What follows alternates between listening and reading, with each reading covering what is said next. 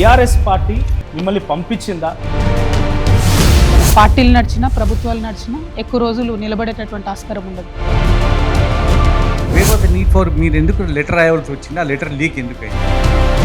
వ్యక్తులు ఇంపార్టెంటా దేశం ఇంపార్టెంటా అన్నప్పుడు ఎప్పుడైనా దేశమే ఇంపార్టెంట్ అవుతుంది. ఎందుకు మీరు కేసీఆర్ని టార్గెట్ చేశారు? నేను రేవంత్ రెడ్డి గారిని కాంగ్రెస్ ప్రభుత్వాన్ని విమర్శ చేసినంతగా ఏ పొలిటికల్ పార్టీ కూడా చేయడం లేదు.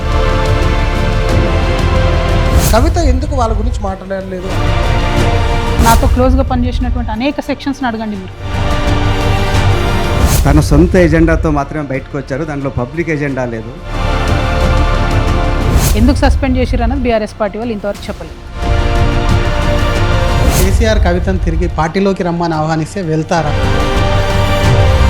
చాలామంది కోరుకుంటున్నారు మా పార్టీ ఫెయిల్ కావాలని. సక్సెస్ఫుల్గా నడుస్తుంది అనే ఒక నమ్మకంతోనే పెట్టుకున్నారనుకోవచ్చునా? నేను కూడా పరిగెత్తి ఉద్యమాలు చేసిన దాన్ని. దోస్తున్న డబ్బులతోనే పార్టీ నడిపిస్తున్న విమర్శ ఒకటి ఉంది. మరి బీజేపీ పార్టీకి అన్ని పార్టీల కన్నా ఎక్కువ ఎలక్టోరల్ బాండ్స్ ఎట్లా వచ్చినాయి?